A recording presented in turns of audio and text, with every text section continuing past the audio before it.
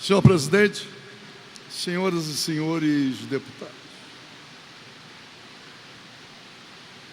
venho a esta tribuna, senhor presidente, para falar das mentiras e das arbitrariedades do governo do Estado, ainda chanceladas pela maioria nesta casa.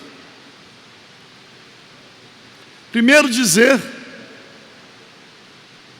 que o governo do Estado não tem disposição para verdadeiramente recuperar as finanças do Estado. O governo resiste em, de forma responsável, adotar as medidas necessárias ao crescimento da receita, de modo a atender às exigências da população na prestação de serviços públicos, mas, obviamente, cumprindo com os seus deveres para com os servidores públicos. Uma parcela dos servidores tem sofrido muito pelo atraso ou não pagamento de salários. Não tem disposição o governo para cobrar a dívida ativa. Caminha com a mentira da securitização. Hoje mesmo, numa audiência pública, com a presença do presidente da companhia que foi criada para fazer a securitização, o procurador-geral do Estado, representantes do Tribunal de Contas do Estado e da Secretaria de Fazenda.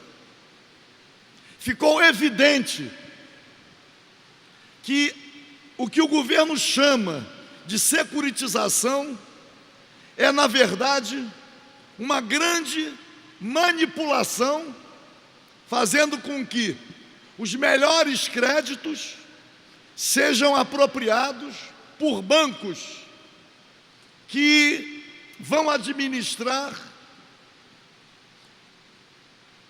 através da emissão de debêntures, vão administrar uma receita a ser recebida, os recebíveis, em decorrência do chamado refis, de 700 e poucos milhões, espera o governo, com a securitização, receber pouco mais de 170 milhões.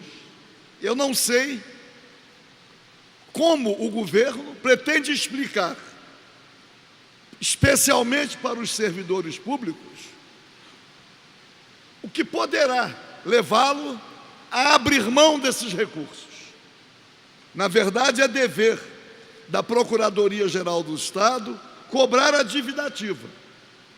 Mas o passo primeiro para a securitização se destina aos chamados recebíveis, ao fluxo de caixa, de uma receita que, obviamente, seria ou será realizada através de esforço nenhum. Hoje, no debate, ficou devidamente esclarecido que o discurso da securitização, na verdade, deveria ser discurso da manipulação, da mentira. Não se dispõe o governo do Estado a enfrentar a sonegação. A sonegação corre solta e sonegam os chamados grandes contribuintes, setores conhecidos, podemos dizer telefonia, energia elétrica, cervejas e refrigerantes, combustíveis e lubrificantes, as principais companhias, como a Companhia Siderúrgica Nacional e outras siderúrgicas, são setores conhecidos, sonegam, mas o governo não se dispõe a enfrentar a sonegação. Ouvindo tributaristas que tem grande reputação na área, há a certeza de que a sonegação de ICMS no Estado está na casa média de 30%. E o governo não se dispõe a enfrentar este problema. Aqui mesmo, dei entrada num requerimento de CPI para investigar a sonegação. Não sei por quê, a própria base do governo resiste. Não sei por quê. E também não sei por que não há a orientação do governo para a cobrança. O outro tema, no âmbito estadual, não estou falando de royalties, nem de lei Candir, no âmbito estadual, não quer o governo fazer uma avaliação de modo a distinguir a diferença entre incentivo fiscal e favor fiscal. Então, esses três temas, no âmbito do Estado do Rio de Janeiro, que a perversidade do governo federal se verifica agora. O governo quer se endividar, comprometer o presente e comprometer o futuro. Não só não quer cobrar, como também quer pegar empréstimo, se endividando. E por que eu falo com a complacência e com a conivência da maioria nesta casa?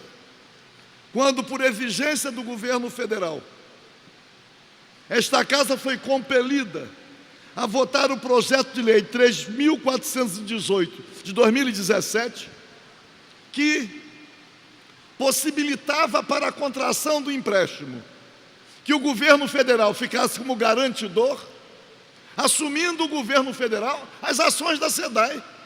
Antes diziam 20% das ações, agora tratam da integralidade das ações. Quando este projeto de lei ia ser votado, e olha que eu tenho aqui na casa sempre reivindicado o cumprimento da Constituição e o cumprimento do regimento. Vetos vencidos trancam a pauta. Mas o governo, a fim de cumprir o papel que está cumprindo, não vê, vai moldando o ordenamento jurídico de acordo com sua conveniência. E aí, entrei com o mandado de segurança e o desembargador Nildson Araújo da Cruz, relator, concedeu a liminar para que aquela sessão não pudesse ser realizada antes da apreciação dos vetos e a publicação do prazo legal de 48 horas.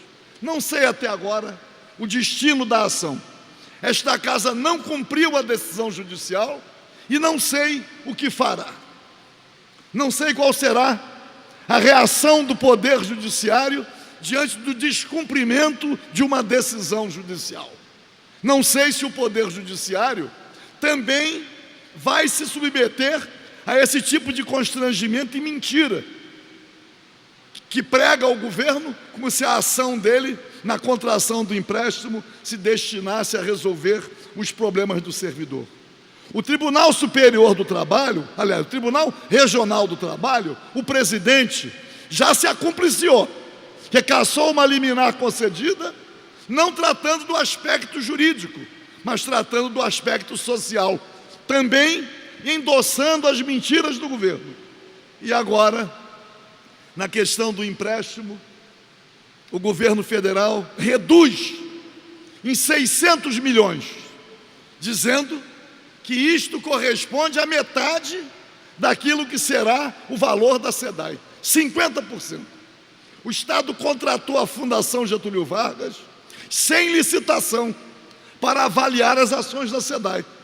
Essa avaliação já foi feita? Então, senhor presidente, eu venho a esta tribuna, primeiro para dizer, esta casa não cumpre decisão judicial.